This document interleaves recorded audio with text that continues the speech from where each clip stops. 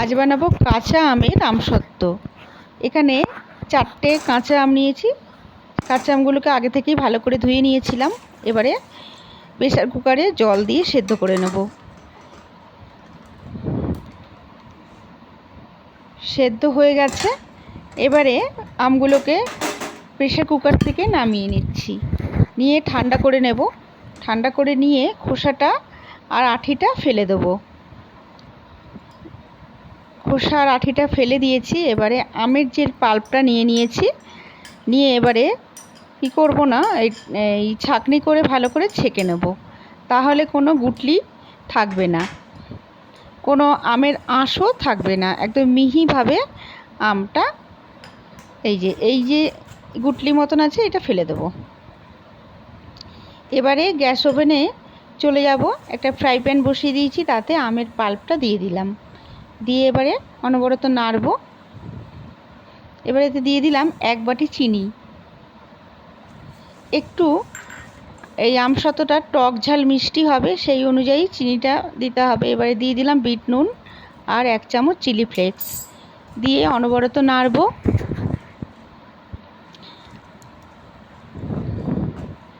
আমি একটু কালার হবার জন্য এখানে আমি একটু ফুড কালার ইউজ করেছি, 1 ফোঁটা দিয়েছি। এটা অপশনাল, দিলেও দিতেও পারা যায় আর না দিলেও না দেওয়া যায়, কোনো অসুবিধা নেই। কালারটা কাঁচা আমের, সেই জন্য সবুজ কালারটার জন্যই আমি 1 ফোঁটা দিয়েছি ফ্রুট কালার।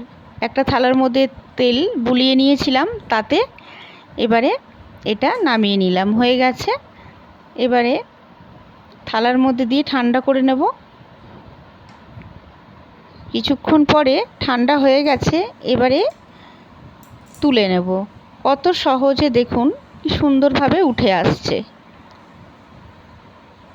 দেখুন কত সুন্দর উঠে গেল, একদম পাতলা, কত সুন্দর। এবারে পিস পিস করে কেটে নেব। বানানোটা একেবারেই সোজা, কোনো ঝামেলা নেই, আর খেতেও কিন্তু ভালো হয়। এবারে পিস পিস করে কেটে নিয়ে এরকম গোল গোল করে নেব। এবারে যখন মন হবে তখন, বাড়ির বাচ্চারাও খেতে পারে, সবাই একটু খেতে ইচ্ছা করলে যখন হোক খেতে পারা যায়। তো আজ এই পর্যন্ত। আপনাদের রেসিপিটা যদি ভালো লাগে একটা লাইক, শেয়ার, কমেন্ট করবেন, আর আমার চ্যানেলটিকে সাবস্ক্রাইব করে আমার পাশে থাকবেন।